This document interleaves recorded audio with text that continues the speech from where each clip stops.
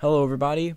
Welcome back to Team Needs. Now, real quick, before I start this episode off, I want you to just close your eyes and tell me who comes to mind when I say the New York Giants.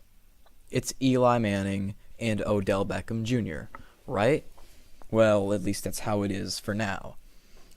We all know that Eli Manning is not going to play forever. He's part of a really elite draft class, but not many of the older guys are left playing in the NFL at high caliber positions, and that's where Eli Manning's name comes into play. Eli Manning is 37 years old, and quarterbacks normally in the league, let alone everybody else, start to not perform near as well as they did when they're at Eli Manning's age, with the only exception really being Tom Brady, because he is some sort of godly dude who apparently has found the fountain of youth before anybody else has. But Eli Manning is not going to play for very much longer. And that's what the Giants have to figure out, is who's going to be Eli's replacement. He's getting towards the end of his career, and he is not performing as well as he used to be. The Giants need to find a quarterback. Now, with that being said, they don't really have to necessarily focus on that much on wide receivers, but they should be worried. Sterling Shepard is no Odell Beckham Jr. Nobody really in this league can compare to the names like Odell Beckham Jr., Antonio Brown, and just people like Julio Jones. But Odell might not be in the Giants for much longer. His relationship with the team is not where it should be. It's getting better, but not great. Then there's the New York Giants defense. Now, the New York Giants defense does not really have that many big names. Of course, you're going to think about people. When I say New York Giants defense, you probably have a couple people come to mind, one of those being Jason Pierre-Paul. Now, Jason Pierre-Paul no longer plays for the New York Giants. He got traded to the Tampa Bay Buccaneers. And with that, you have a very big key missing to the New York Giants defense. And then you also have to think about people like Dominique Rodgers-Cromartie, who was released earlier in the offseason. And then there's Eli Apple, who isn't necessarily bad, but not a very good playmaker. So that's where you have to start thinking about stuff. Now, Bradley Chubb. The dude is a beast. I just want to put it out there right now. I love this kid. Not in a gay way, though. Please know that. I don't know why I said that, but I'm sorry if I offended anybody. But this man is a total beast, okay? If the New York Giants can get lucky enough to steal him, this is Jason Pierre-Paul's replacement right here. I am going to say that he is going to be gone. I don't have to say it. I know it. Bradley Chubb will not be on the board come the 10th pick. If he is, I will be impressed. The Browns have thought about taking him, but the Browns, I think, are going for Rosen. And then it's the Giants. If the Giants can take Bradley Chubb, that'll be a steal. Now, real quick, I want to go back to the quarterbacks, because the quarterbacks on the Giants roster, they're not really all that great. Of course, real quick, I want you to, without using Google, tell me who that quarterback on the left is, okay? Had enough time to think. Sorry. I bet not a lot of people know who he is. That is Davis Webb, the second string now, because Geno Smith is gone, the second string quarterback. He's not a talent that I would say is going to do good in the NFL. We haven't really seen him play, but I don't think he's going to be a standout. And of course, Eli Manning getting towards the end of his career, as I said earlier. So with that, you wonder, well, there's two quarterbacks on the roster. What do we do? Boom. Right here. Josh Rosen from UCLA.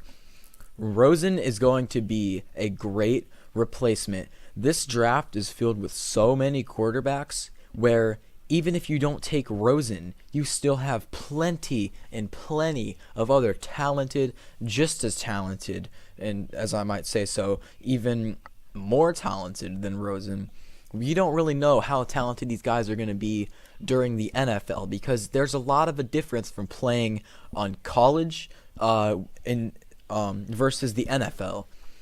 In NFL, everything is a lot harder. College stars might not be as good as they were in college. There's such things as busts, guys. I mean, people thought Johnny Manziel was going to take the Browns to the Super Bowl. Maybe not really. They might not be mentally sane when they thought that. But they thought Johnny Manziel was going to do a lot because of his college career. And we saw how he played for the Browns. He did have an upset win over the Steelers, and he led them to, I mean, I think their last Sunday win, the Cleveland Browns' last Sunday win, was with Johnny Manziel in that game versus the Steelers. He led them to a 4-12 record, which might not really seem that great, but if you compare that to 1-15 and 0-16, that's a decent start. So I'm not saying that people in college are not going to come to the NFL and be, talented. I'm just saying that they might not be, the talent might not transition as well into the NFL. Now, Josh Rosen, we've seen it. He is a beast. He's a great, great quarterback. And the Giants, pending the Browns pick, because he might not be on the board. This is all pending what the Browns pick. I can assure you that everybody who I said in the video in the last video is going to be on the board because the Browns have the number 1 overall pick. But it depends on who the Browns take. If Josh Rosen's on the board, I think that they should get Josh Rosen. Now, same as with the Browns, Saquon Barkley. This team needs a running back. They need a good, reliable running back. And this is, again, pending what the Browns do. But you have somebody like Saquon Barkley who could possibly be on the board depending on who the Browns pick on their number 1 overall pick. Saquon Barkley is a beast. I know I've said that about everybody, but really, he is tearing it up. I don't have his stat sheet with me right now. I don't want to just read off stats, and that's what the video be. I'm trying to have more of an opinion out there. But Saquon Barkley, like I said, this guy, he is definitely one of the most talented running backs in the NFL draft this year, if not the most talented. This draft class is filled with talent. You really cannot go wrong with who you pick. But then we go back to the story of the quarterbacks. Sam Darnold could be on the board for the New York Giants. There's a lot of draft experts who think that if Sam Darnold is on the board, which it's looking more and more likely like the Browns are going to be taking Josh Allen, that Sam Darnold will in fact be on the board for the number 2 pick. Another great, reliable quarterback, one from USC, and a lot of people are saying this could be USC's best quarterback in history, is in the NFL draft. So, like I said, a lot of talent for the New York Giants to think about. You have huge names like Baker Mayfield, Saquon Barkley, Bradley Chubb, Josh Rosen. There are so many quarterbacks that you really cannot go wrong. I mean, there's people that are even going to be later draft picks that we talk about that could still have a great impact. Not Lamar Houston, I don't even know who that is. Lamar Jackson. I mean, you've got so many people. I can't remember the one dude's name.